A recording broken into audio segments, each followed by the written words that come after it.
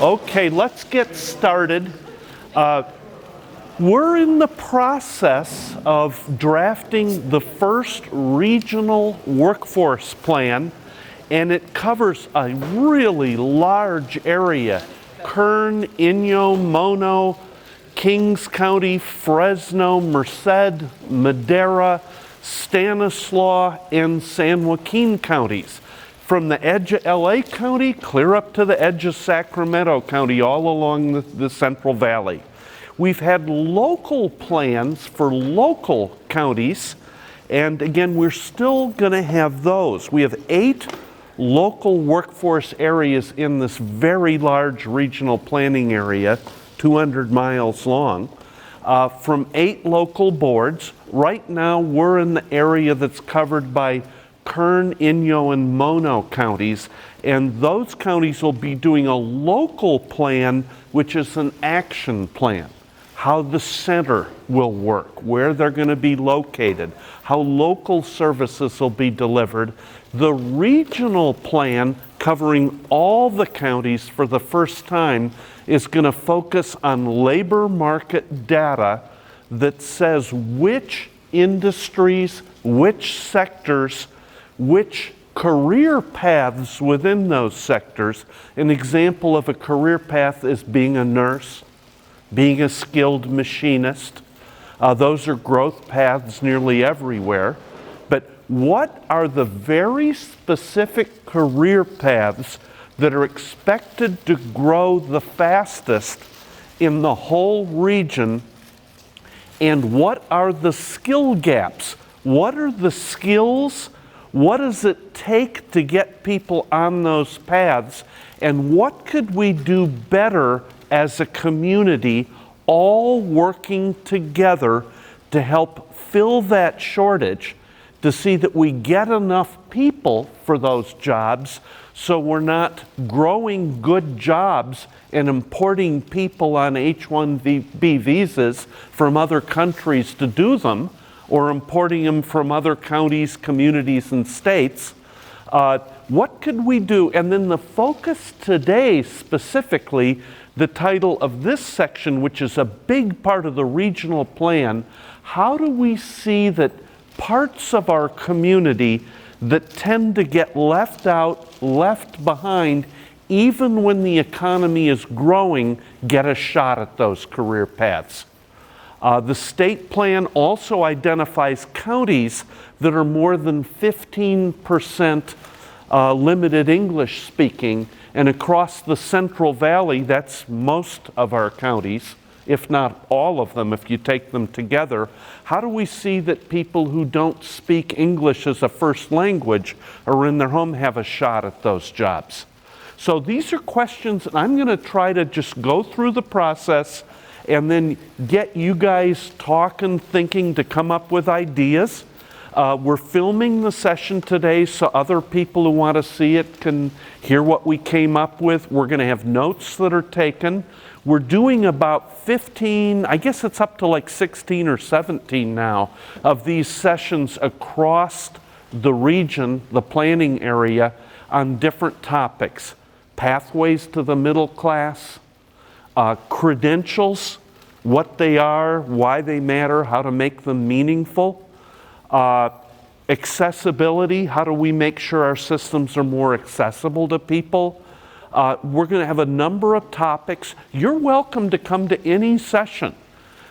How many people come from Kern County today? Anybody from Inyo? Mono counties? Anybody from other counties other than Kern?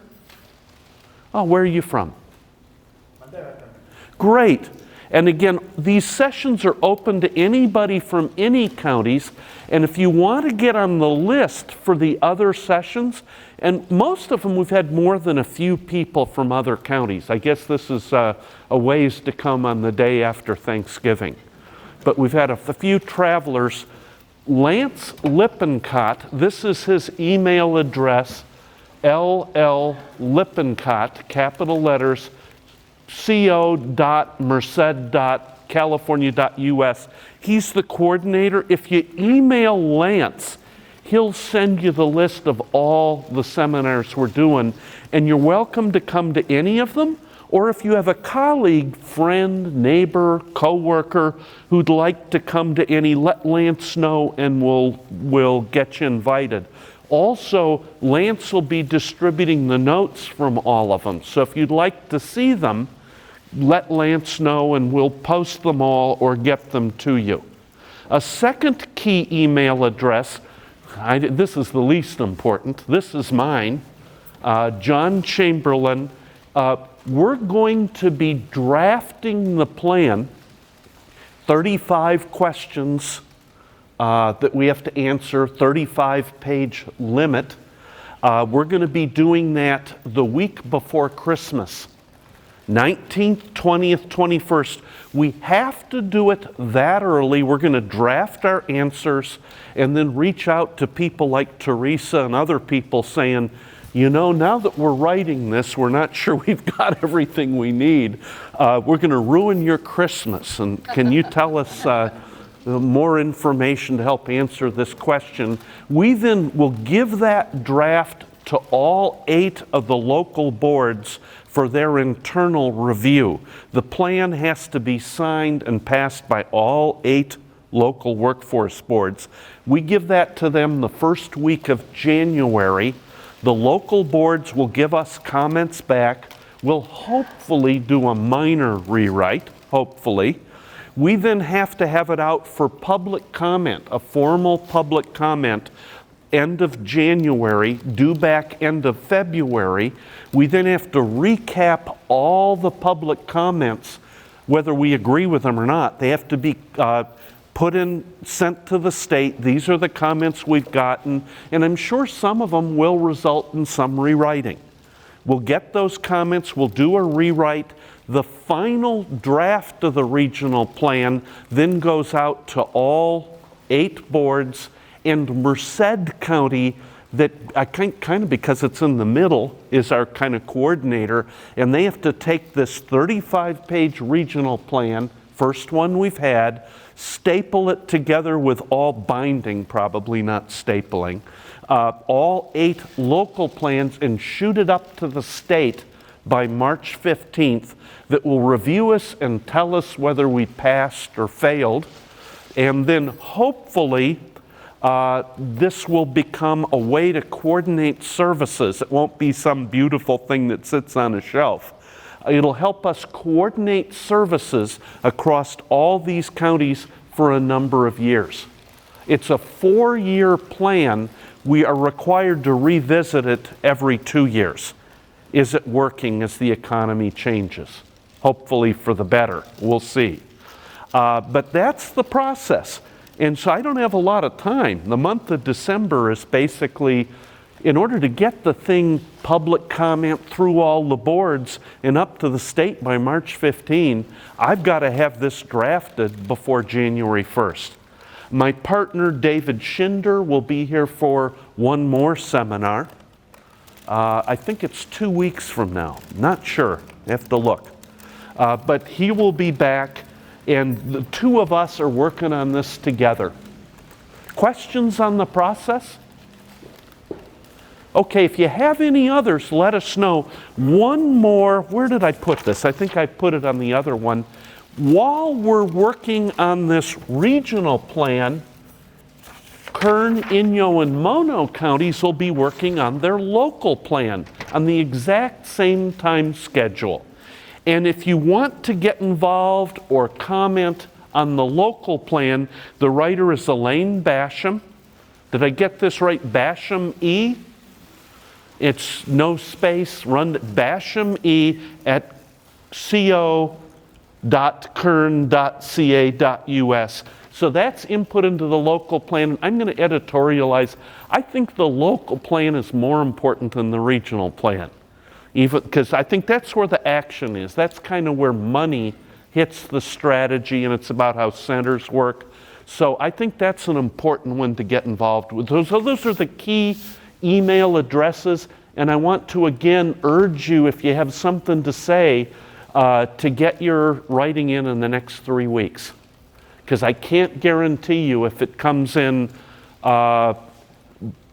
after December 19th that we're going to get it into our first draft. You'll still have a chance to comment in the public comment period, but it's better to get your comment in early. Okay, with that, let's get going here, and I'm going to ask you a set of questions and kind of set the stage. The state plan that drives that was published a little while ago, 6 months ago. And the key goal in that state plan is to see that people have a shot at becoming a part of the middle class. Either if they're a dislocated worker and they've lost their job, they've got a shot at staying in the middle class. If they're low income, they have a shot at joining it. Now, we have a lot of data that says the number one correlation in your lifetime earnings is your education level. And we have in the Central Valley an awful lot of people who drop out of high school or have very low education levels. Now, just as another thought though, I'm not sure that there's a real cause and effect here. I'm not sure if education, I know it helps you get ahead, but I'm not so sure if education isn't so much a test of perseverance, of maybe the family support it takes if you have little money of getting through college. I'm not completely sure the cause and effect. I remember reading a scholarly study a while ago that says that people who apply to Harvard or Stanford and don't get in do as well as those who are accepted.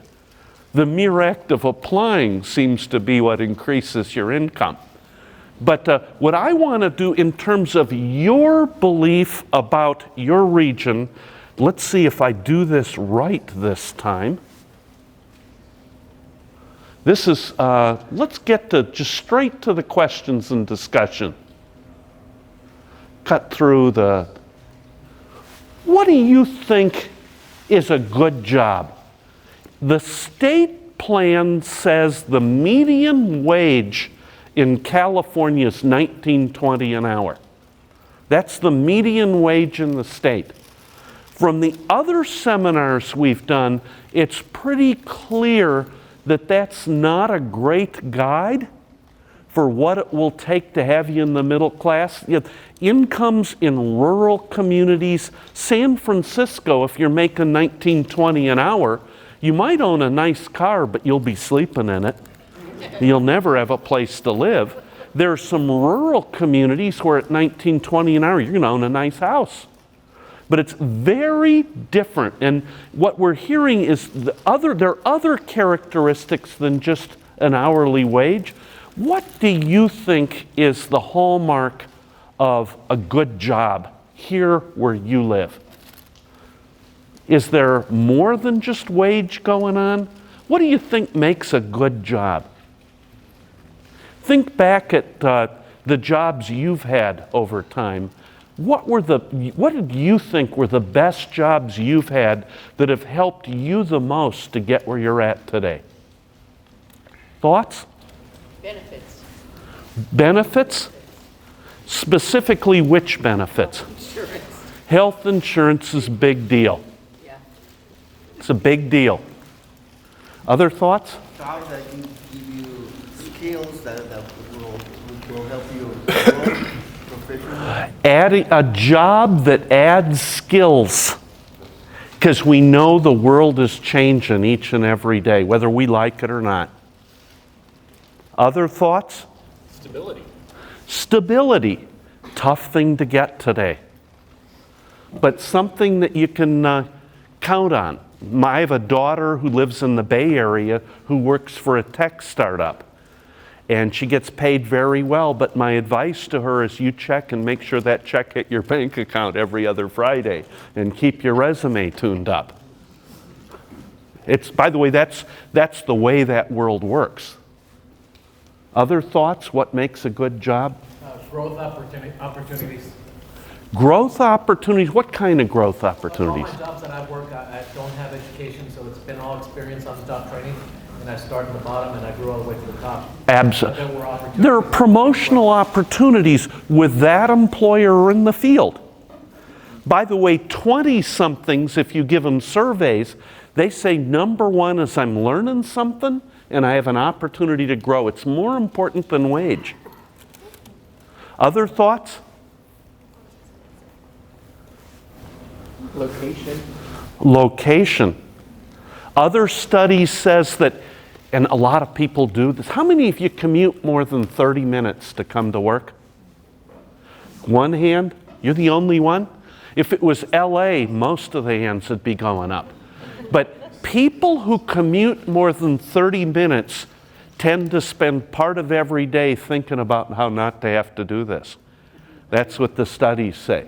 I think with location, it connects to the availability of transportation.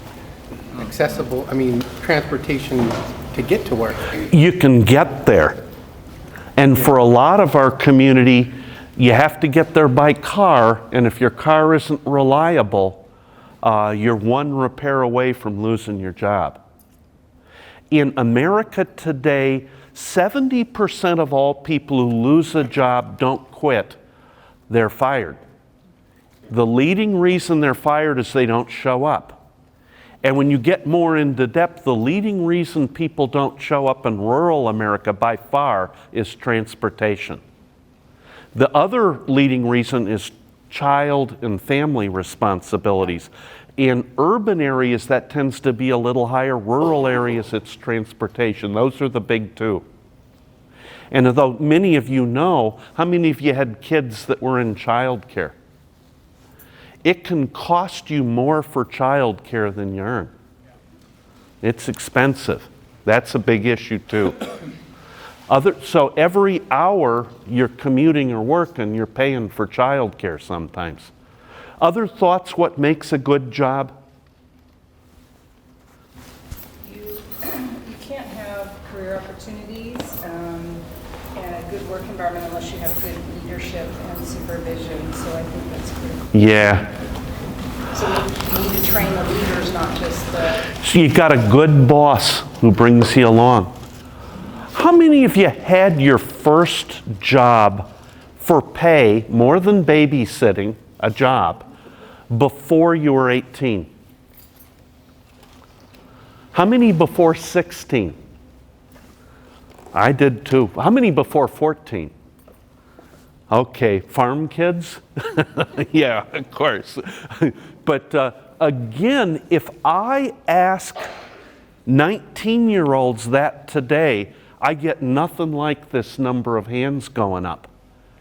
And when you think through your first jobs, how many of you had a boss in a job you had before 18 that had a lot to do with how you view work today? Okay, that boss, what did you learn from that boss that was important? Do the best you can. Do the best you can. Be ethical. Be ethical. I think it's work ethics, including being on time, doing the right thing, doing what you're told to do. Right. Others? Working with the public, giving customer service. Good customer service. What customer service is. Other thoughts? How many of you had a bad boss early on? And what did you learn from that? That they should be ethical. They should be ethical, sure. Choose your employer wisely. Oh, yes. Others? So that's a big deal. Okay, now let's move on a little bit, and we're going to again talk about a little bit here. Which mid-level jobs? By mid-level, I'm talking again about jobs that'll support a family, or jobs that have the attributes you just talked about. Which jobs that are good jobs, and you just defined it, it's more than a salary, are hard to fill here? Any employers? Which jobs are hard to fill or hard to keep filled? Thoughts? Well, when the oil industry is good, the welders are difficult. They're difficult all over the country, particularly specialized or skilled welders. Having worked on the regional plant in Greater Cleveland, covering 40% of the state of Ohio, their first regional plan that we just finished. They said the hardest job to fill is a skilled machinist. And the way you get to be a skilled machinist is to be an entry-level machinist with some good training, either on the job or off the job or both, usually on the job. And what they often said is there isn't an easy path from entry-level to skilled. What do you think? How would you get a skilled welder? Where do those folks come from and how do they get their skills here? Most of them are homegrown. Homegrown. They work through the ranks, usually a welder's helper. Yep. And then hopefully they get along with a welder who will show them, Right. Maybe some of the schools here have a few welding classes. So And it's invested a little bit in it. But we talked about that a little bit on the last seminar here, the difficulty when you have an industry that's up and down with cycles that are maybe more to do with whether Saudis have decided to pump a lot of oil or not than anything we could control locally, how hard it is to do training when people are out of work and then suddenly in great demand and spiking. Could we do a better job at adding those skills here? yes. What do you think it would be? High school. What? High school. Start in high school? And other thoughts? Yeah, we have a community college at Saracosa and Ridgecrest. We have a welding program. We've also expanded that out into the high schools. The dual enrollment programs for the high schools are starting to pick up on welding. And also the adult ed programs are doing that as well. The difficulty, of course, is in starting a welding program, the lab will cost you $150,000 to put the lab together. Yeah. So there's a heavy resource investment on the front side. Right. Vocational school. Vocational schools. Again, I have a friend who does the technical writing for the Lincoln Electric Company that writes these welders, and he says it's both having the academic education, but mixing it better so that there's a better way for people to learn on the job. Remembering that the time they need them the both is when the people on the job are so busy they won't have time to teach. So it's how could we produce better training on the job so an entry-level welder who comes out of one of these programs can learn while they're working and become an expert welder. Most of the jobs in America that are in the highest demand are not entry-level. They're a step up. And we kind of focus as a system often on how to get the first job and say, now you're on your own. But what employers, and then the data we got for the region tend to tell us here is that where we can make the biggest difference might be making the first jump up from entry level to the next most skilled job, particularly in manufacturing. And most of that training is going to come at the workplace. Could we do a better job of facilitating that? The workplace training? I see nods. How would we do that? Thoughts? I would say getting together with employers and offering maybe some paid training opportunities, because that's always an employer's main concern is what's in it for me, and why am I going to train up someone to leave my organization? Yeah. So, the time and investment that it takes to train someone is money lost to an employer. So coming up with a way to maybe co-invest so an employer doesn't think, hey, I'm putting the time and money in to train them, and then they leave me for someone else. What am I getting out of this? Michael? Well, another idea would be to give tax credits to employers. So that way that when they teach an individual to provide additional skills, that employer is getting some benefit, as you indicated, that employers want some benefit by it, because that way that it'll encourage them to provide greater skill levels to their employees. Sure. At the community colleges, we have a contract education division that works with employers, and that's not credit training for degrees, that's more specialized. Right. An employer comes to us and says, hey, I need these folks to have a certain skill. We find a trainer, do the class, and that way Right. that's where you can kind of make that skill jump. And that also, on that side of the college, lets you do quicker curricula, get Absolutely. things up and going quickly. It's also expensive to do that. It's small, it's got to be portable. So if employers come up with equipment, I know one of the things that my friend who works at Lincoln Electric, the largest seller of welding equipment, he says what he encourages companies, if you're buying 10 new machines, consider buying an 11th for the community college to teach it, so you can teach the identical skills on and off the job. Now, Lincoln Electric, of course, that's a great thing to sell. Buy one more. But that seems to have some resonance. Other thoughts? What we could do differently, what we could do better? Okay, let me try asking you another question. I'm not going to get up. I'm just going to keep pumping you for information here. We talked about skills and experience. Let's try another path. The data we have says that the fastest growing sector in our region, and this is true of almost the whole country, is going to be healthcare. Why? Because each year we're all going to be a year older if we're lucky. But healthcare is the fastest growing sector. There's some uncertainty today over the shape of federal legislation and how healthcare is going to work a little bit and what it's going to cost and how it's going to be provided. But we're going to have great growth in healthcare.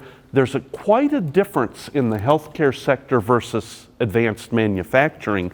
The healthcare sector is very heavily credentialed. I don't care how good you are at pulling teeth. If you don't have a dental degree, you don't get to do that. RNs, that's expected to be just about the job most needed.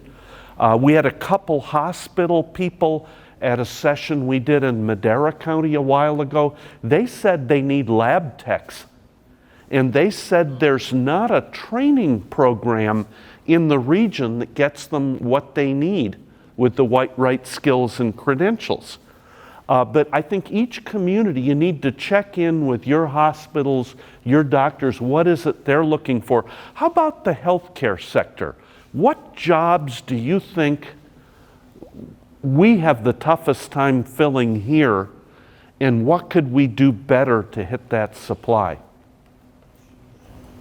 RNs for sure, and LPNs as well. Even the hospitals suck them all up, so the ambulatory care locations Right. have a harder time. I learned working on the Cleveland plan why healthcare costs a lot in America. Their leading employer is the Cleveland Clinic, largest hospital in America. It's a really big deal there. Every hospital room in America needs a couple of nurses at least. It's shift work. They have to work 24 hours. If it's intensive care, it takes 4 to 6 nurses a week to cover every room. And what they told me at the Cleveland Clinic is the quality of the hospital isn't dependent on the doctors. It's dependent on the nurses.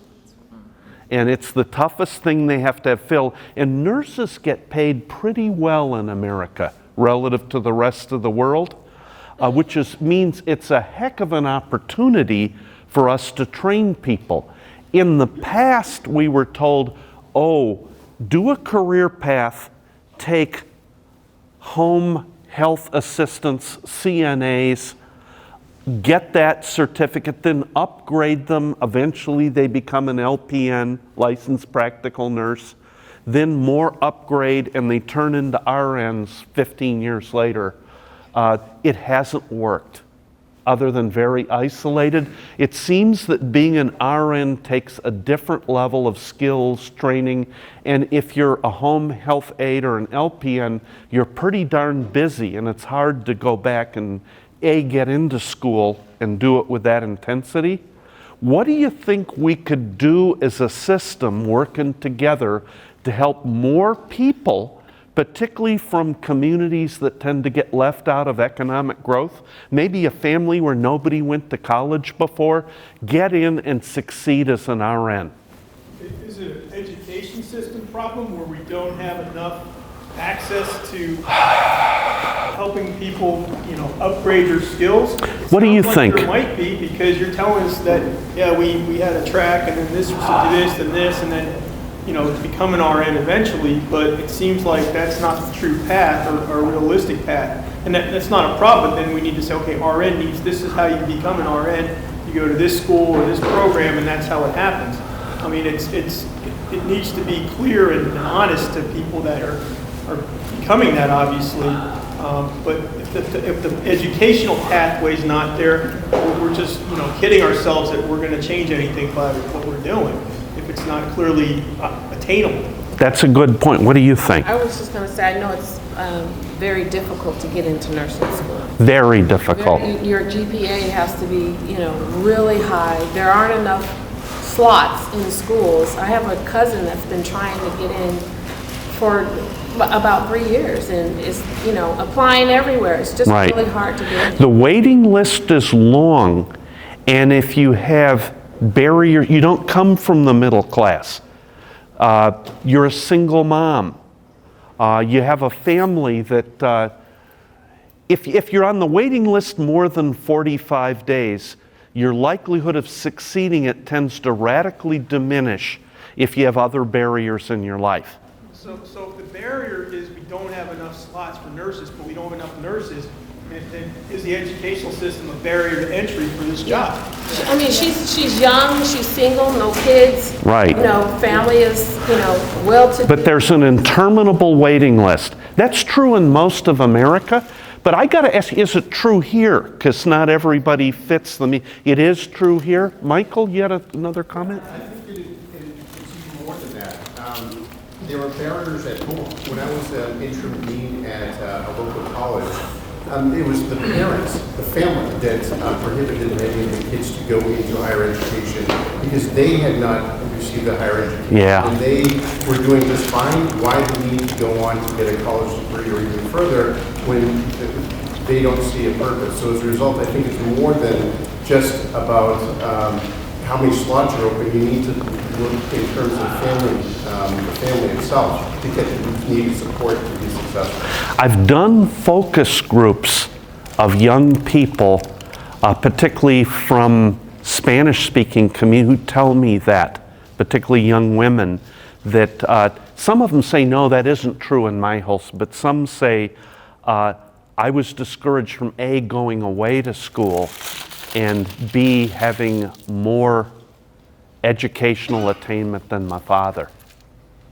And I guess my answer, how do we change that?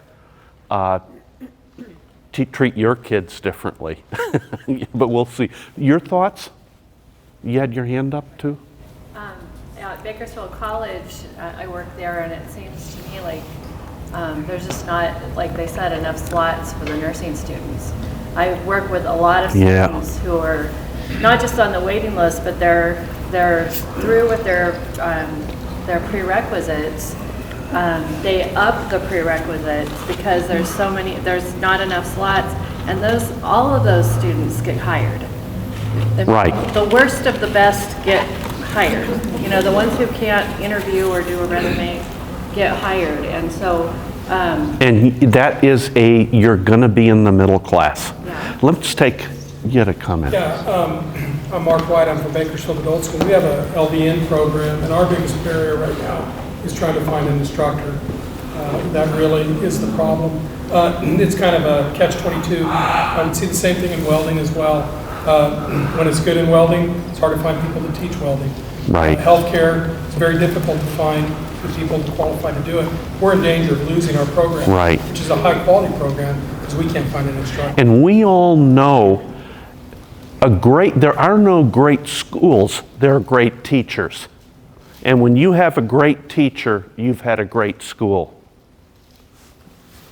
Back of the room, and other comments? So here we have a couple of things that we've all talked about. If we're talking about healthcare, you have the hospitals that need to fill in positions from college students. And when we go to the university, there are a couple of issues. There are not enough slots, there are not enough instructors, and that probably causes a bottleneck, and you don't have the supply that the hospital needs. You talked about having an extra machine or buying an 11th machine. Well, you could also find ways of using resources or having hospitals get in touch with local institutions and provide incentives or enabling environments to make degrees more attractive and have faculty want to work there more. Then you can hopefully generate more. So, do hospitals work with you on getting the equipment, the space, the instructors you need for healthcare? Because it's not a thing we're going to solve unless we all do it together. Adult schools, colleges, the sector together. Just as another thought here, shifting gears, by the way, we do have a backlog for nursing in almost the whole country while there's a shortage. But as another, what do you think the completion rate in the country is for those who get in and start RN training? What percent complete? How many think it's more than 60%? Okay, it's place to place. It's a little below that. It can be as low as 50%. But if you look at it, what do you think the leading reason people drop out who get in is?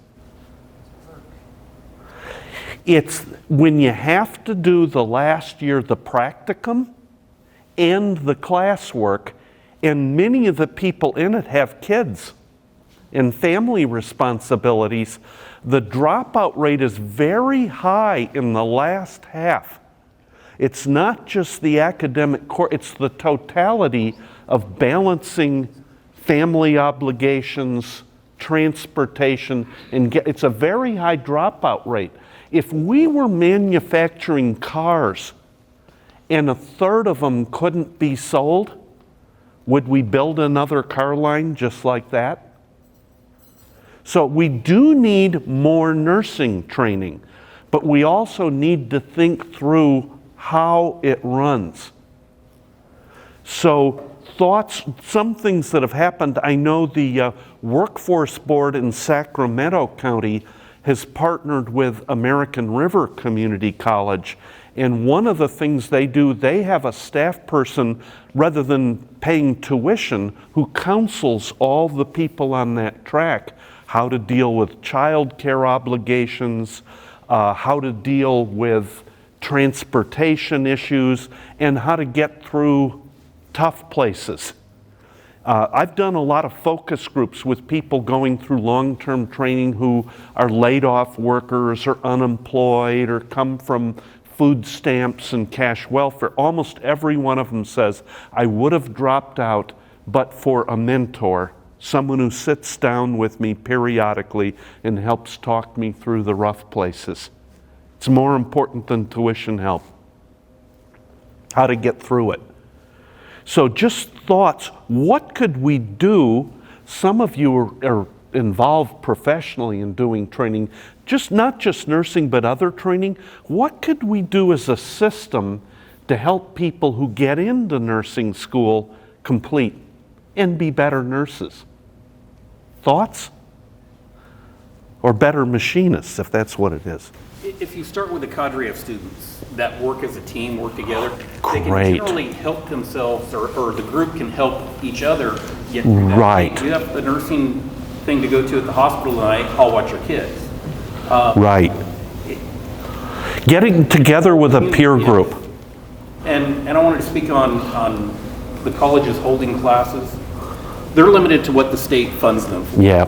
And I know at times the community colleges actually run classes that are not funded. So at the end of the year, they're not paid for them, and they'll take a loss to get students through. They can't give up a math class because there are 10,000 people needing that math class. Yeah. So many people on the list. Same with nursing. So they juggle each semester on what are we going to hold, what aren't we going to hold. The math of starting a new nursing class or skilled machinist class is daunting. It costs far more per student than starting a cosmetology class, maybe sometimes the order of 10. We actually lose money on every nursing class, not just a startup. Because Yeah. the state regulations, the Board of Registered Nursing regulations on the ratio of student to teacher is very small, appropriately, for those types of programs. So we actually lose money on every one of those classes. Yep. And then it is the probably hardest area to get instructors because you have a workforce that's got a huge demand. They get paid very well. They have flexibility in scheduling. And then in order to come and teach, they have to take sometimes a $40,000 or $50,000 pay cut to do that. They're structured to a schedule that's not flexible. And, you know, you get as many rewards on the floor or more than you do in a classroom. So what could we do as a community to try to solve that? Well, to your point, a lot of your administration in a college is administrators. They're not professionals, so they're not necessarily looking at the profession, the training as much as they're looking at as a program. So they're trying to manage it in this silo of funding and everything like that. They're not looking at it holistically necessarily. Gee, we need to have X, Y, and Z. We need this much community involvement. We need a lot more different things than we do in a standard teaching program. So, you know, the schools are structured to be a certain way, and the way things are structured, like you alluded to with the funding and everything like that, comes to be in a different model. So unless that model changes and that funding changes and the system recognizes that we need other ways of instruction, especially in CTE, it doesn't make a real good fit for a lot what the community college has to do because they have to do everything. They have to do the junior college stuff, the college, you know, prepare for UC as well as prepare for, you know, other things, so that they kind of have a lot of things on their plate. So it's not really focused in that area, so you don't get necessarily the same level of scrutiny and help that you might if you were solely focused maybe in that one discipline. What do the rest of you think of that? I'm going to go back and ask maybe even a more, I'll just ask a question. Is it a problem that really wants to be fixed? The reason I ask that is that you've got a bunch of nurses that are making a very good income, that are driven, they won the lotto now. I mean, I have a nurse, I have a wife who's a nurse, okay? So who made a very good income because she made it through the lotto.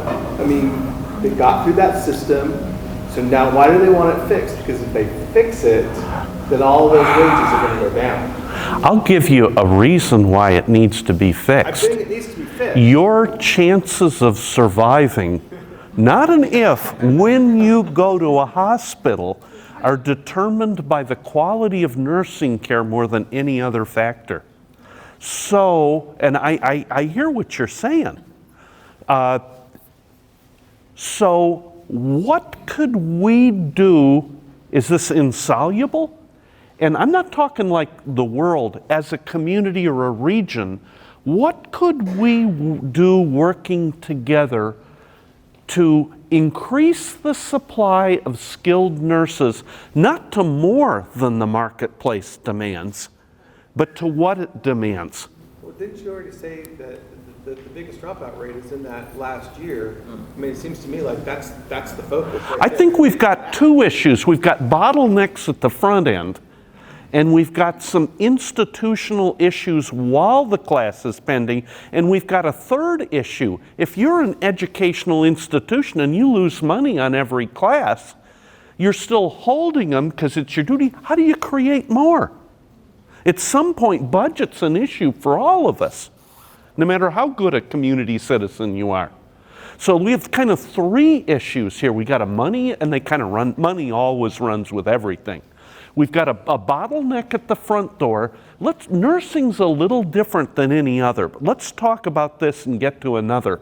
We got a bottleneck at the front door that's a problem that's going to affect each and every one of us at some point.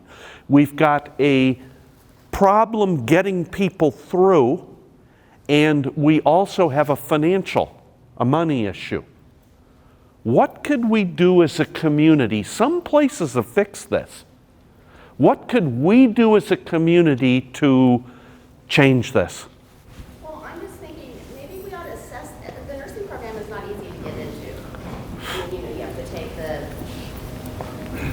test and all that, but why can't they assess these students, maybe assess them more, see what their financial situation is, let the ones go through that are more financial, maybe, you know, have that stability, let those students go into the programs when the other students are more, or maybe they can increase their financial stability, or, you know, when they're ready to go into the. That's exactly the opposite of what the state plan says we're supposed to do. But, that's one of the reasons that educational level correlates with economic success is that's pretty much what happens. We live in America here. The better off you are, the better off you're going to be. It's easier. They always say you're not going to get a bank loan if you need one. We live in a system that tends to reward people that already are doing pretty well. Thoughts? Well, you said some communities have fixed this. I'm interested. Well, one of the things, let's talk about a little bit of potential here in California. There's a brand new initiative, Strong Workforce. It comes with $200 million a year of new money. And it's money that colleges and schools can apply for. This is the age of strategic planning. The first Strong Workforce plan for this region is due in January. It's kind of a plan to get a plan, and there's a more detailed plan due the next year. But it's going to be a plan to how to use some of that $200 million here to fix these issues. And perhaps it would be a way to bring some more money in so a college doesn't lose money extending nursing. But when we did that, we should also look, how do we better prepare people to get in and succeed? San Joaquin County, and you may have this here, it's their adult schools, their continuing ed, and the colleges, they're getting intro to nursing, intro to healthcare careers into the high schools as low as 9th grade. And they found that letting people know the path exists, how well it pays, the need for getting the right courses and preparing so you can get in and succeed when you're in, it needs to start 9th, 10th, 11th grade. I have a niece that lives in Atlanta, Georgia, and through Job Corps, she was able to get CNA training, and so when she graduated from high school, she was a CNA. Right to start. Savannah, coastal Georgia, it's a workforce board, 11 counties, clear from South Carolina to Florida along the coast. They don't have a nursing shortage. And they did 3 things. They got together their school districts, unified school districts, offices of ed, colleges, intro to nursing, again starting 9th, 10th grade, where they actually do some job shadowing and come into the hospital. You don't want to train to be a nurse and then discover you don't like blood or you don't understand shift work, and that happens to a lot of people. So there's an exposure to the field and then what you need to get in it, and then how much money you can make, and it starts young, as opposed to let's upgrade LPNs, let's shoot for the top from the get-go.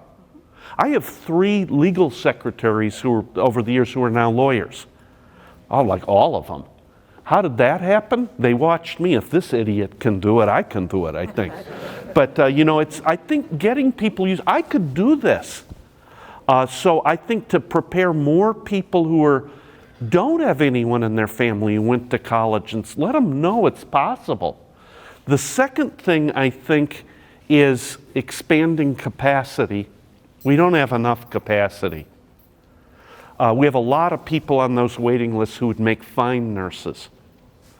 Third, coming up with a program like they do at American River College or as a community, can we help counsel people, debug child, just help people work through how to deal with problems day to day. Low-income people, most of us, again, the more education, the longer we went to school, the more money we make. Low-income and barriered people, the longer the training, the lower the success rate. Because something comes along. If you're laid off and you've got 6 months of unemployment, how do you get through a course that takes 10 months without losing your house? So I think it's partly working through people who have issues, how to deal with it and succeed. It takes a lot of planning. So those things could help. Savannah and coastal Georgia have done all three. And they don't have a nursing. By the way, they're exporting nurses now. Other people don't want to leave, but they have to actually leave. They have a surplus of nurses. But it took their whole community working together to get there. Let's try another path. Let's take, again, Michael? Well, if you look at doctors that are physicians that are going to rural areas, what the government's done is they've provided kind of what they've done to others if they're in a community type of program, they'll reduce your student loan debt. So how about having some sort of government program whereby if you are going to an area that's in need of nursing or nurses, that your government loan debt is reduced. And then right now that would be about 98% of the country. They already have it. The National Health Service Corps sponsors nurses and nurse practitioners already. I don't think the biggest issue is the off-the-shelf tuition or the debt, although that is an issue. I think the biggest issue with this is exposing young people early to whether it's advanced manufacturing. I don't think young people know what advanced manufacturing is. I think they still think of manufacturing as blacksmith shops, and it's the kind of thing I'm going to get into and then get laid off. I don't think they understand that high-tech and advanced manufacturing are the same thing. Let's get into this a little bit, and I want to share with you, I was at a board meeting for the Los Angeles City Workforce Board about a month ago. They had a presentation, joint presentation by East LA Community College and the Tesla Foundation on the change in work in America. They were putting in for a proposal. They wanted $300,000 in funding from the Workforce Board. They also had a grant from the Tesla Foundation, which was started by, but is not technically connected to the Tesla company. But they had a grant from them and other resources. They wanted to train video game kids in East LA to be drone pilots. Now, who was going to hire them? The entertainment industry wants to do, apparently every TV show in America, every film set wants to film using drones today instead of booms and aerial shots. And they need young people, and they pay really well in the entertainment industry. They need people to fly them, fix them, debug them, tell them which ones to buy. And it's very expensive on a set if something doesn't work, so they need people who can tweak them. And they're going to do a joint training program. They had 15 entertainment companies who says, I'll hire everyone you can give me. And right now I'm doing H-1B visas to get these people from around the world. And I think we got people here who can do it better. But it was a proposal to their board. It was very controversial. One of the controversies, the man who sat on the board was the head of the International Brotherhood of Electrical Workers. He said, how about my people who work here right now doing those things? Can they get the training? And then the debate was, do they want it? Or do they want the world not to change? So how do we see, and let's take, how many truck driving jobs do you have here, right? That's another one in demand. You can train truck drivers. Do you think truck driving is going to be the same in 13 years? Tesla Foundation's predicted at that meeting, half of all truck driving jobs in America are going to go away in 13 years. They're going to need truck drivers but they're going to be doing the more local. The big long haul trucks, by and large, are going to be drones, driven remotely. Wasn't it symbolic? The first truck to make a delivery without a driver was a beer truck. Isn't that symbolic? But so how do we see that the truck drivers in your community get a chance to be trained so they don't lose their jobs, they make more money piloting the next level, and that young people, the guy from the Tesla fund, I don't know if he's right or wrong, but he predicted that 35% of all jobs in America are going to go away unless they're substantially retrained in 13 years. And he's talking about the grocery store checkers, where the self-service line isn't optional, it's mandatory. And who fixes it? He's talking about the people at the rental counter at the airport. He's talking about truck drivers. He's talking about cab drivers and lots of other jobs. Those jobs are going to be transformed. How do we as a community, and then the question the guy on the LA board, we don't want to train them too soon so they come out with this degree and the jobs aren't ready, like many of us did with solar. Ran a class through, oh, we're not ready yet. And if we train them too late, none of your people are going to get those jobs and you'll be importing people. What do you think? How do we deal with technology? How is it changing, or you think it's going to change your workplace? How do we get ahead of the curve? Thoughts? This is important. Communities that get ahead of this curve are going to grow great jobs. Communities that don't are going to get poorer. So to go with your point about advanced manufacturing in the Tesla Foundation, they have 13 areas where they see that there's a demand. Are we talking about software skills and hardware skills? And specifically, what are those skills? They said 2 years ago they would have said it was longer. They think it's accelerating. Within 13 years, 35% of all jobs in America are going to go away, and the people in them are either going to be completely replaced or they're going to have to transform what they do. And you all know at your workplace, the type of technology you have to use evolves almost month to month. That's going to accelerate, not slow down. And I think they were talking about kind of new words, technical skills, and a new word we hear called essential skills. They used to call them soft skills. Essential skills are things like customer service. Even nurses need to have customer service skills. So do truck drivers. Digital literacy, and I'm not quite sure what that is. I think it depends on what you do. That's like reading now. And then, of course, showing up. And what better way to teach that than having more internships, more work-based training. But what do you think? What does your community need to do? What could your community do? What could your organization do to help position your workforce, your county, your neighbors, your kids to get through this change? If you think people are angry now about globalization, technology, and the government, you just wait 13 years. What do you think we could do? And this is not going to slow down. Globalization, technology isn't going back in the bottle. I think one place to start is to start with data.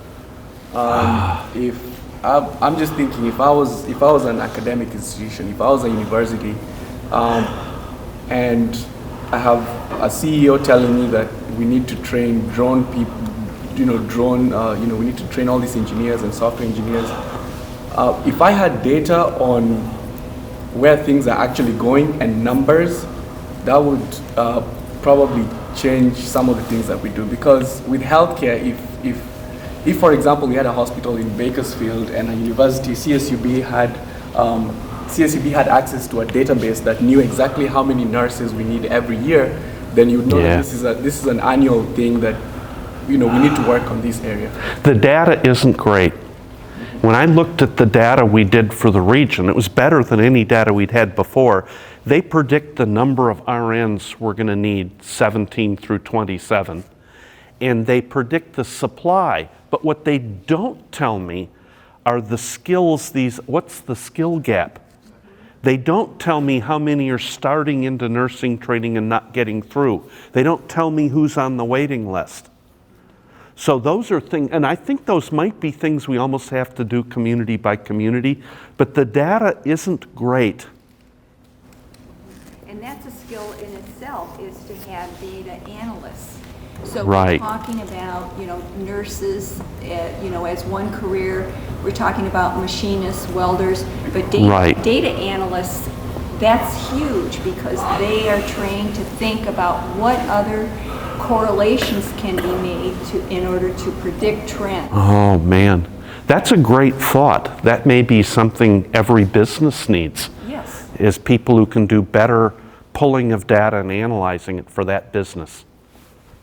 I was saying, what you're talking about, I'm saying if you put everything into a bundle, try a educational union for the engineering software or educational union, hands-on, to where a person can have full hand capacity of knowing exactly what they're going into and what they're doing.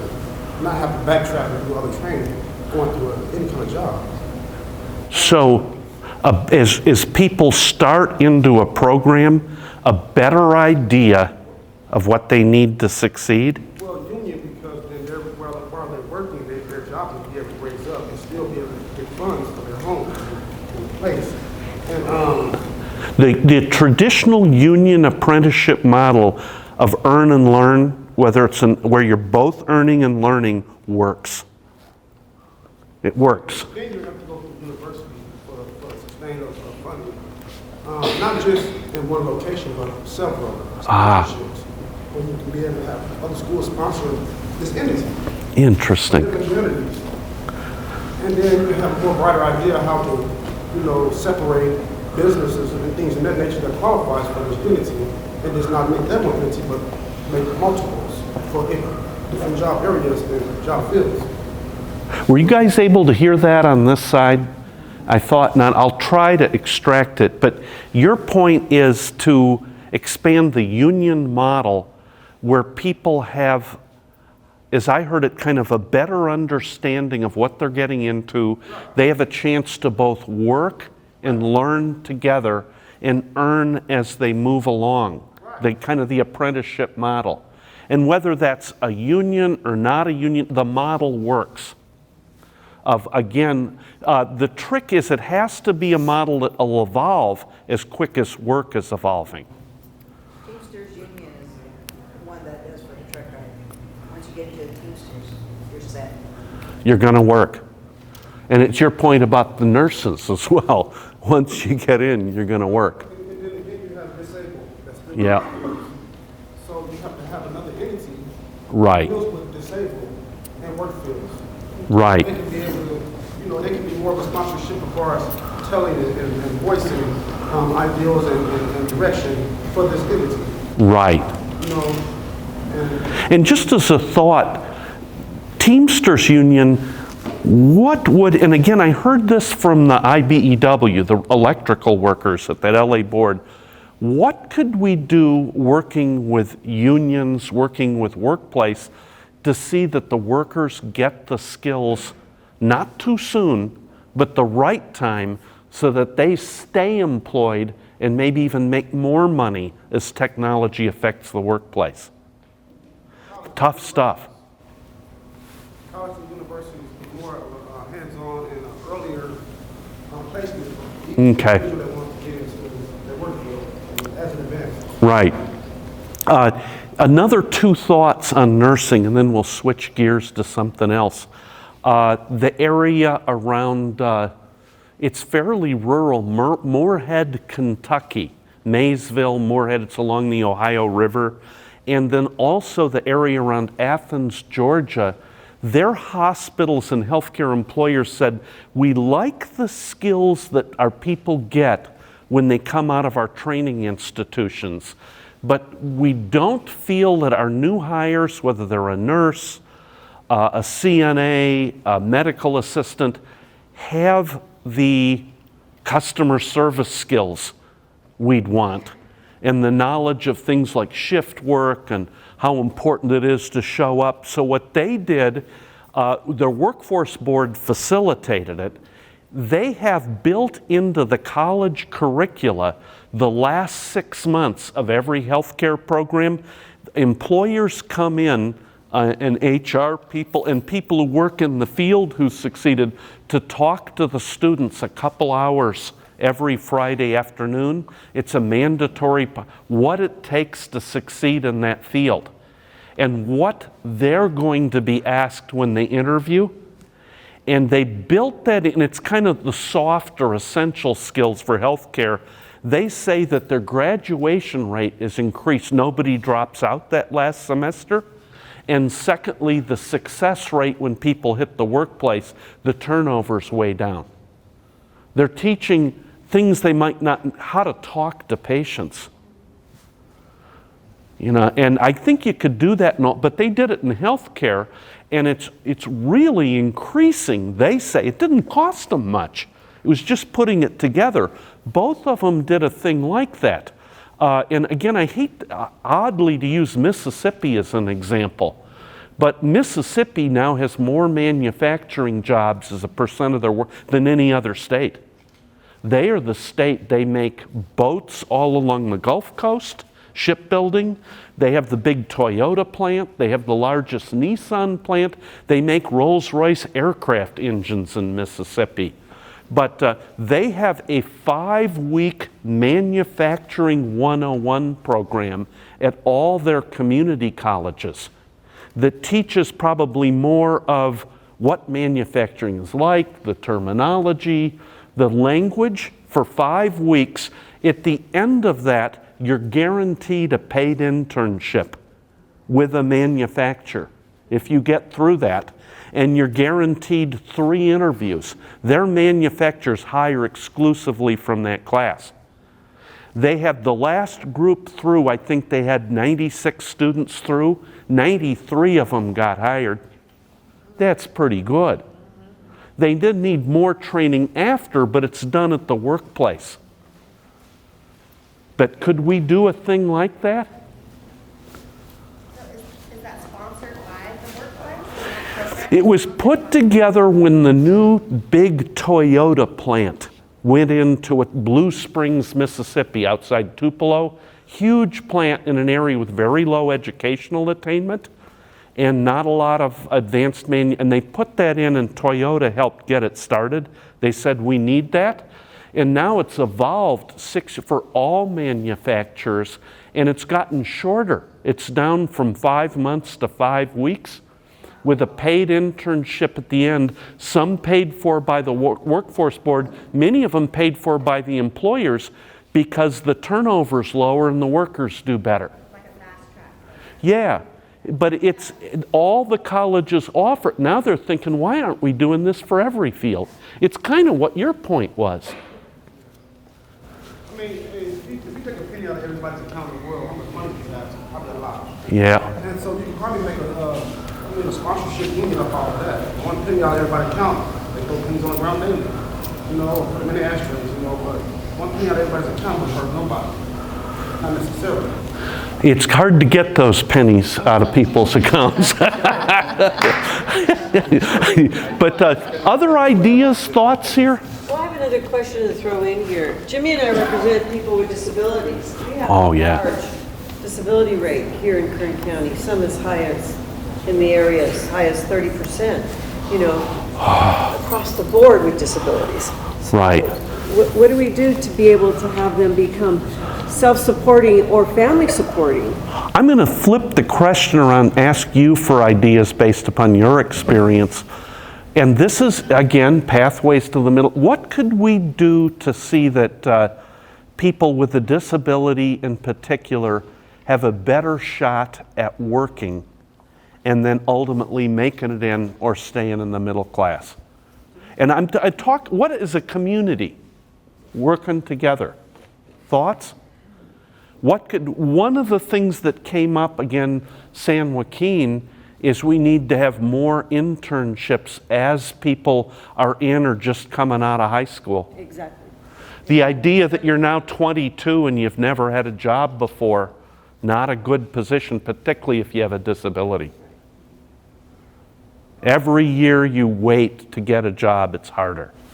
I think too, I have a daughter that's in PA, she's in Oklahoma, but she's in the PA program. But anyway, I think, it's so grueling too. The nursing program is so difficult. I think they really need to prepare these, students to really know how disciplined. I mean, Right. my daughter literally studied all night long. I mean, it's very difficult, and I think that they really need to be prepared so they're not set up to fail.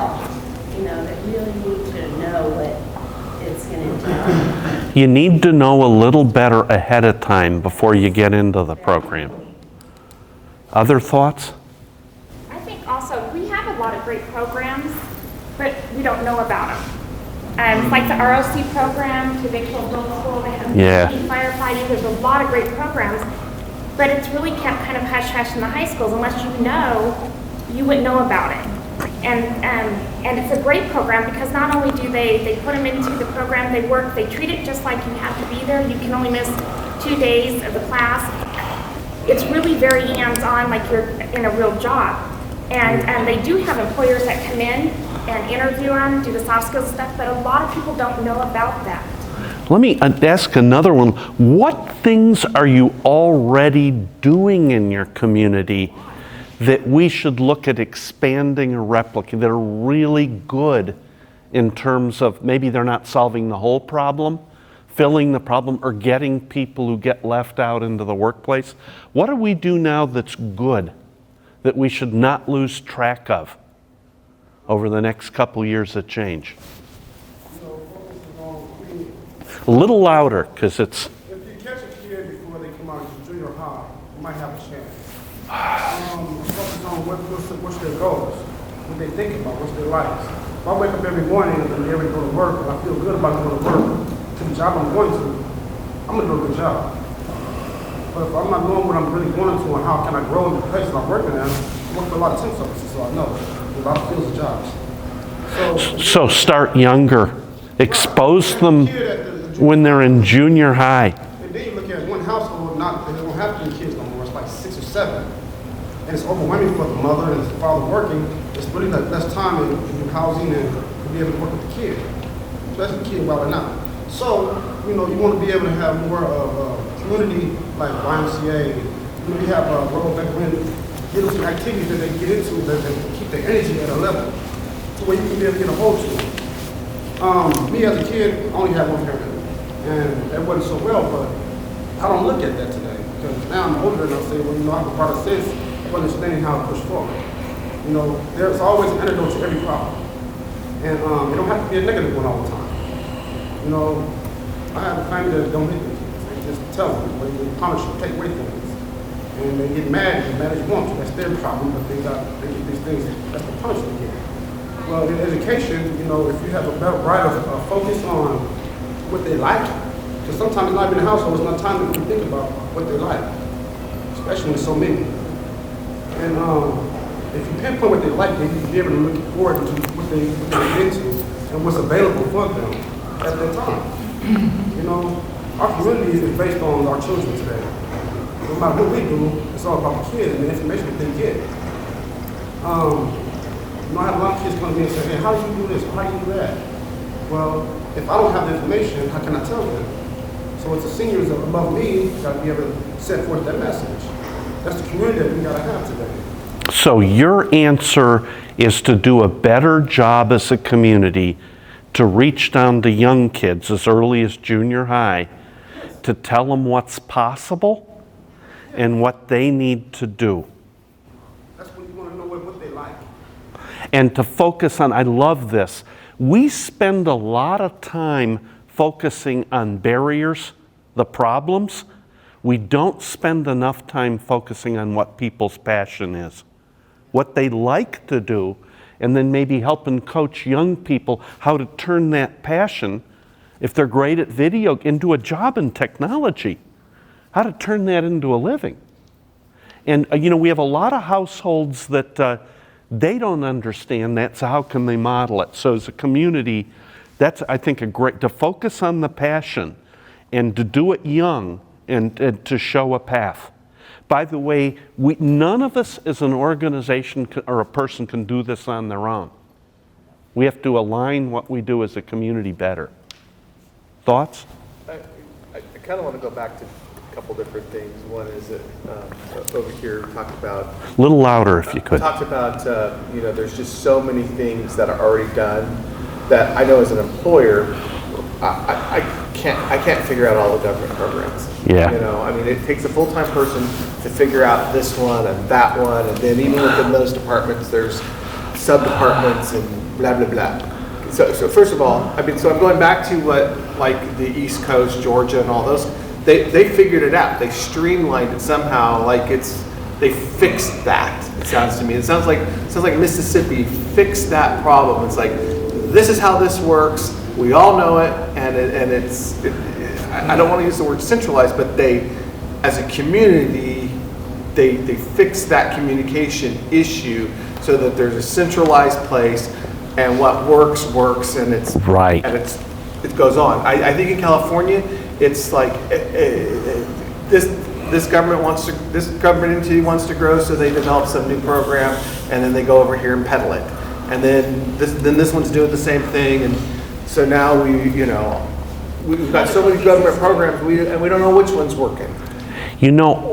Having worked there a little bit, not from there, but how did Mississippi fix it and why? They're 50th out of 50 in nearly everything, and they perceived they had no choice.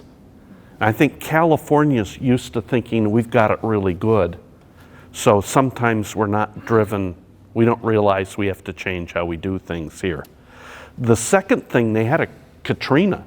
60% of the state got destroyed. They had a mandate and a lot of new federal money to do things differently. Now, the other thing they did, you talked about not knowing what's out there, they came up with, as a community, folks like you, 6 questions wherever a job seeker comes in looking for work or help, whether it's the employment service, whether it's voc rehab, whether it's a community college placement office, an adult school, a nonprofit, 6 questions. They took it down from 30-some, and the answer drives the referral. They're now developing, are you having trouble feeding or housing your family? That would take you to a food stamp place. Are you looking for work? That would take you to the career center. Do you need some education to get the job you want? Might be community college or adult school. That would lead, but every single person in the community, place where someone would go looking for help, has those same questions, and they've built the referral to the whole system. Now they're thinking for a business, are you looking to expand? That would take you to someone who knows where the developable lots are. Are you looking for additional capital? That might take you to a commercial lender or economic development. Are you looking to hire? Do your workers need more skills? So they haven't finished the 6 for employers, but they did they did that because they were smaller and they're not as big. You guys could do that here. You could do that here if you wanted to, something like that. One of the other aspects of our plan, we're supposed to try to align better what the education system does, what the workforce system does, and what employers do. Around particularly, by the way, rather than doing it for everything, I would pick a couple key occupations like a nurse, like advanced, and try to fix it there, then do another 2. I'm going to quote the Cleveland board chair looking at their plan, less is more. Keep it simple. come up with a couple things to do differently as a community this year that are doable within a year. If you succeed, then add 2 more, then 2 more, rather than trying to do 14 things. Come up with a couple. What do you think? What would you want to do? You said a better knowledge of what's already going on in the community to connect it. That's a doable thing. What else could we do? What would you put on the list? I mean, for our ballots, I mean, you got to look at what's being available and what's being voted into a community. It'd be cool to know what's on the ballot for the community at a broad, open sense for everyone, not just for people that's in that field of understanding, but for everyone to know about what's coming to the community and if they like it or not. You know, what's a vote to send that? Okay, y'all voted this though, but we as a whole over here don't like that. You know, and can I get my kid into that, or can I get my family into that? And what kind of, like I said, everything got to go back into a union. A union be more broader, so let everybody know that this is me in here, and if you want to work and do these things and make this amount of money, you can. There's a training program first, and then here it is, you put you into a union, they can make these wages. I'm kind of hearing a different spin on the same thought you have, of a better job of letting people know, not just organizations, people, what's going on in the community and where they can get help, services, or where there's an issue, and how to have input. I mean, you can put an application in, it's like about 1,300 people that got the same application in. Right. Do better. What's the chance of you getting a job? Right. You know, it's right. It's a tight chance. So. John, you were talking about successful programs, modeling those, and at Bakersfield Adult School, we partnered with America's Job Center and Employer Training Resource and opened a Cafe 1600. It was a culinary arts program. Great. Brand new. It's been very successful. I really thank Teresa Hitchcock. She had a real vision there that she shared with us. We wanted to do something really different. But the one thing that came out of there kind of relates to everything that we're talking about here today is we went with 2 teachers. We did not just went with a culinary arts instructor, but we had somebody, we called them the front of the house, that's going to give a business component. What I found is something that I had always thought was kind of going on and was necessary, is exactly what you're talking about. It's basically the mentor.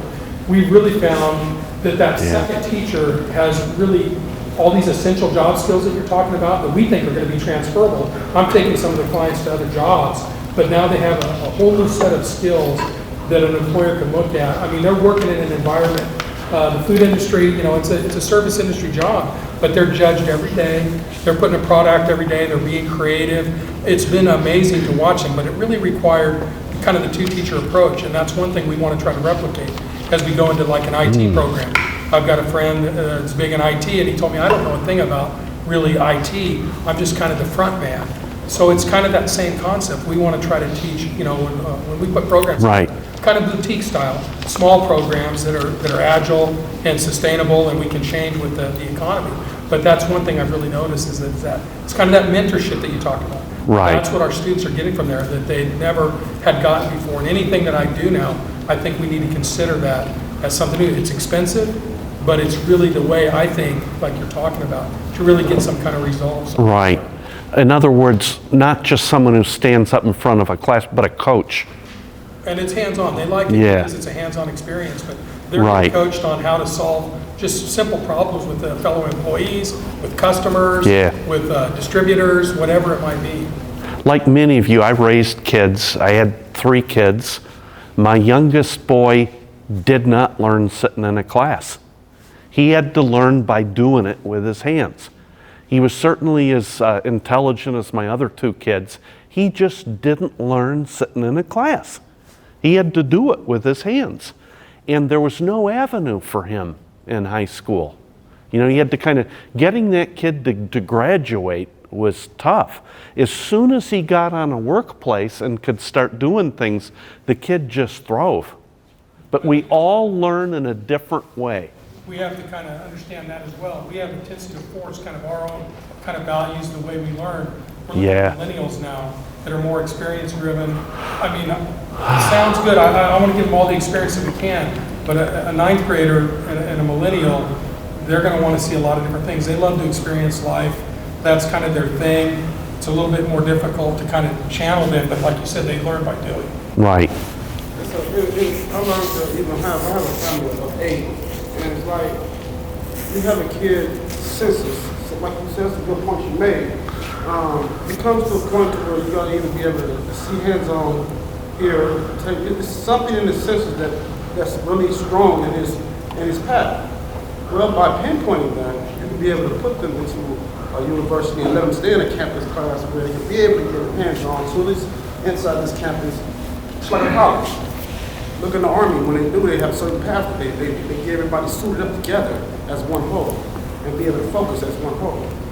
It's nice because now you don't feel alone doing this thing. Even if you're scared, depressed, whatever, you're not alone doing it. Social thinking, how we deal with people are hands-on, even medical field, schools. You know, what's their mindset? You know, and if a person, I see a lot of this because I go to a lot of universities and schools and workplaces, and I see anger, and I see depression, and they bring it to work with them. Also, you live at home, but you don't. And it's like, it's kind of challenging, you know, to deal with the day and trying to say, how can I grow in a place like this? And we got this feeling, we got this depression, we got this block in our way for us to communicate the right way. You know, it leads to different problems inside the workplace. Everything crashes. After one person just gives up. You know, you don't have to. You know, it's about dealing with the individual themselves.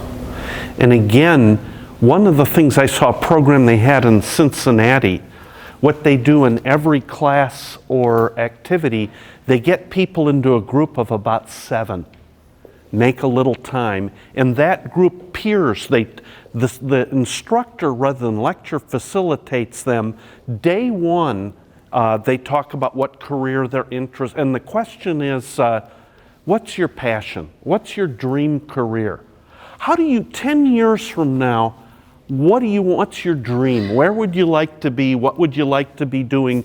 What's your dream? And the group of 7 does it for each other. They go around the room and then they help kind of bring it out and they come up with it. Day 2, they've got that dream. They talk about what are your family obligations and what's your backup the day a kid gets sick, daycare doesn't work, you have to be home to get the meal ready and you're late. What's your family obligation and what's your backup so that you can get this done even though you're in school or working? Day 3, and they do it as a group, and what happens is they become each other's backup. They kind of become each other's coach. There's something about the Army does that too. A certain size of a unit, we think better. And getting people who come from similar backgrounds to coach each other and become mentors in an organized way. Cincinnati, a great success with a thing like that. And then as they get out and find jobs, they are to give back. If they get a job, it's a good job, they hear of an opening, to bring it back to the group or program so they know that there's an opening with the job lead. Now I'm going to change gears a little bit. A lot of you haven't said anything, haven't had a chance to, so I'm going to kind of start around the room and kind of pose the question to you, anything you want to add. And again, the key thing, this kind of last question, what could we do as a community to see that our local people with barriers have a chance of succeeding and someday being part of the middle class? What could we do? You have any thoughts? You've been a quiet one so far. I have some processing everything. But the line of work that I'm in, I'm a vocational rehabilitation counselor with the Department of Rehabilitation, and one of our main problems, I guess you could say, is trying to engage. We're going to bring a mic around. I'm going to kind of pass around, focusing on people who haven't had a chance to say anything. By the way, you don't have to leave. You don't have to say anything if you don't want to, but go ahead. I was just saying that in our line of work with the Department of Rehabilitation, with the new legislation that is being implemented, the Workforce Innovation Opportunity Act, one of the main things that we're having difficulty in is the gap that is taking place with regards to youth, and just trying to get into the high schools and continuation schools, whatever. That's been a really big deal. We're really struggling with that right now. So that's one main disparity that we have, but just trying to get in.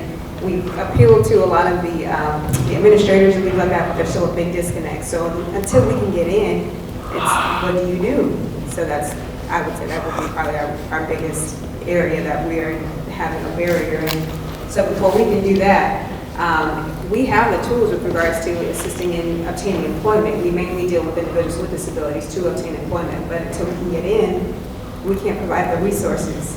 So By the way, the new Workforce Innovation and Opportunity Act made a lot of changes to the vocational rehabilitation system. One of the biggest is that the VR system is required to spend at least 15% of its budget on high school age youth with disabilities. This whole thought, get folks started early. But we've not, as a system, come to grips with that. What's the best way to do that, working with the K through 12 system in sync? Because there isn't a similar mandate for K through 12. And as a workforce system, how do we do that together? That's an issue. And I think that's an issue that no community has solved yet. Okay, but that's a new mandate. You had a chance to talk a little bit. Do you want to try? You know, I'm sorry I'm passing you, but kind of chewing over is, you know, everyone here is involved in a different sector, occupation. We deal with people with disabilities. There's people who deal in the teaching field or the manufacturing, the nursing. But you know, I think for me is you know, get involved in the area that you deal with. You're passionate about. See if you can get on the boards or the passion issue again. Yeah, get on the boards or commissions that make these decisions and be a voice at the table. And whatever your political beliefs, right, left, you're probably upset with everything that's going on.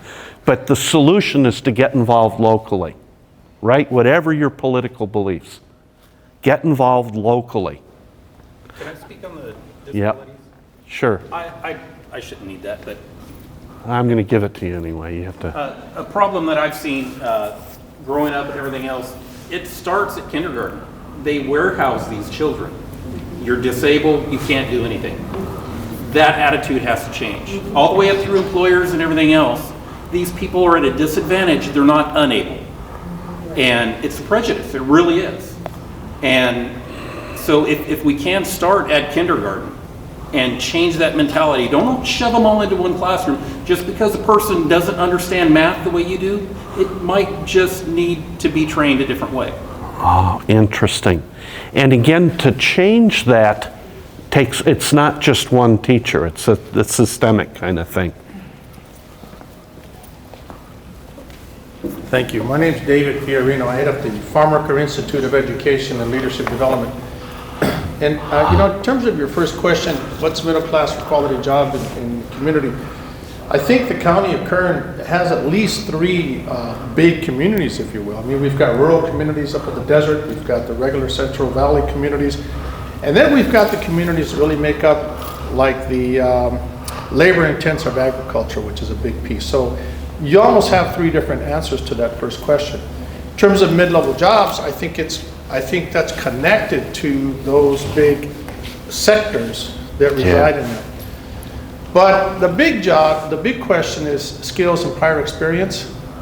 We did working with ETR and Pete Parra and the supervisor back 10, 15 years ago, we did a major program looking at labor-intensive agriculture and what they needed to be able to compete in terms of quality and the produce that we were providing to the world.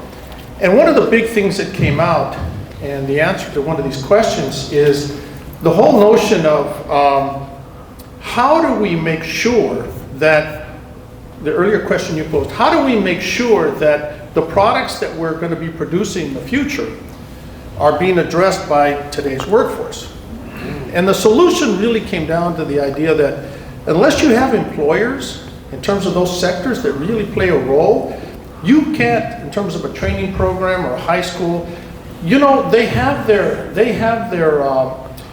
set way of doing things. And so unless you have the employer saying this is what we need in the future because we predict this is going to change, it's very difficult. In terms of the point that you raised earlier about, you know, young people and kindergartners, I think it really is going to turn on pushing the adult education aspect. You know, we were founded by Cesar Chavez. And so one of the things we decided to do in terms of a strategy was, you know, what could we leverage in terms of we inherited from Cesar and relative to the workforce? And the answer was, well, there's not much we're going to do with the education system, there's not much we're going to do with the training systems, but what we can do is build the confidence of those folks that are either illiterate or have a low literacy or a low level of education or recent immigrants, which we make up a large percentage in this county, to build their confidence to help their kids. Because the system of education between here and Mexico or those other Central American countries is very different.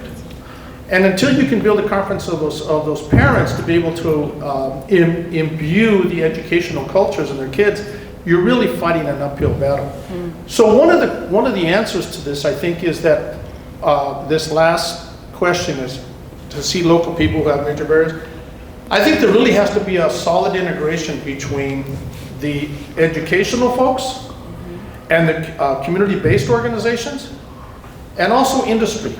And you know, I think the community colleges and ETR are particularly well situated to kind of quarterback that strategy. And I'm really impressed with the collaborative piece that's coming together with ETR, because it's forcing people who have resources and skills in different areas of this whole region to kind of think through how we can share resources. But the missing element is, where is industry? What is their role? How can they help us in terms of the vision of our community where we see ourselves in the future? And that's a fundamental question that's not being answered. Because, you know, ETR and the county can all, you know, we can all get together and talk about what we need to do and what we think. But unless industry is really at that table in a way that says, you know what, climate change is dictating this kinds of resources are going to be depleted. Or the ag industry, we've got to come up with new strategies, new technologies to be able to combat what we see as going to be the reduction of water. Or the energy, you know, yeah, we're taking off in solar panels and the wind industry, but the fossil fuel industry, you know, we need to start to, you know, unless they're really at that table and engaged in giving us the kind of direction so that we can align these resources, it's almost a futile effort to have these kinds of discussions. But I really want to commend ETR and some of the other folks for at least trying to put together the emphasis of collaboration.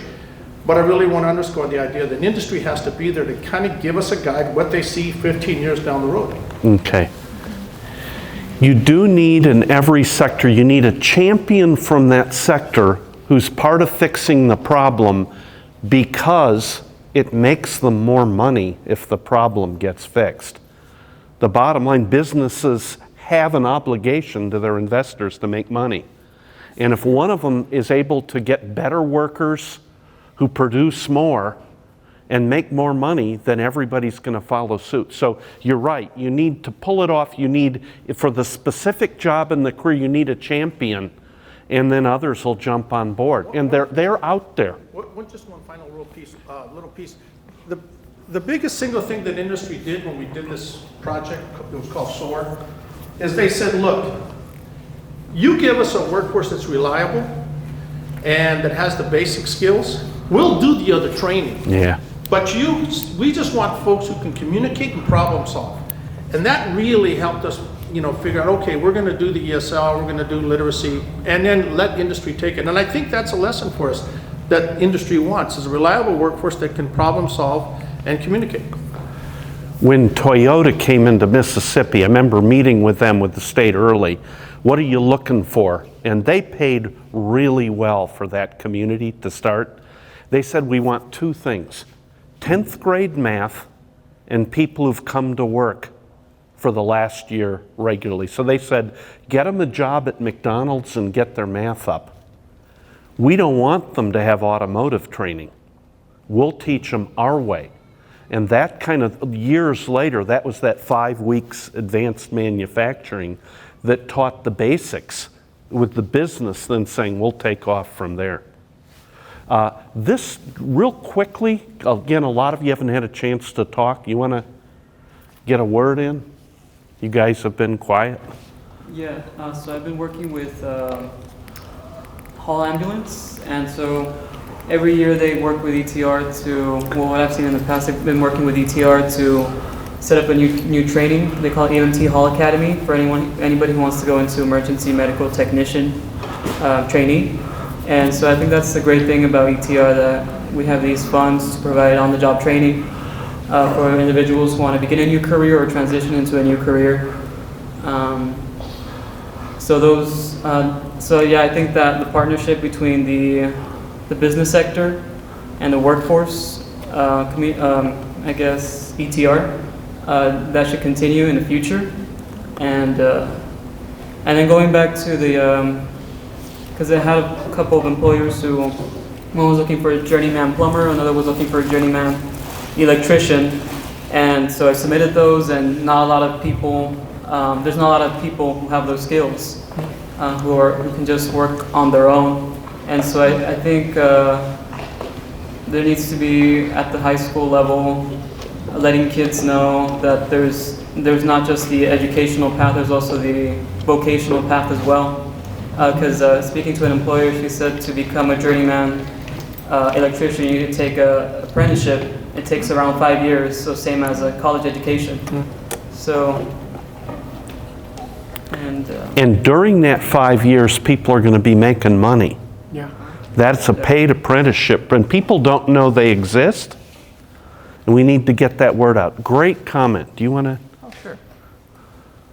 So, kind of like cutting, like I just like bring, because I know you brought this up a little bit with Madera County as far as like laboratory technicians.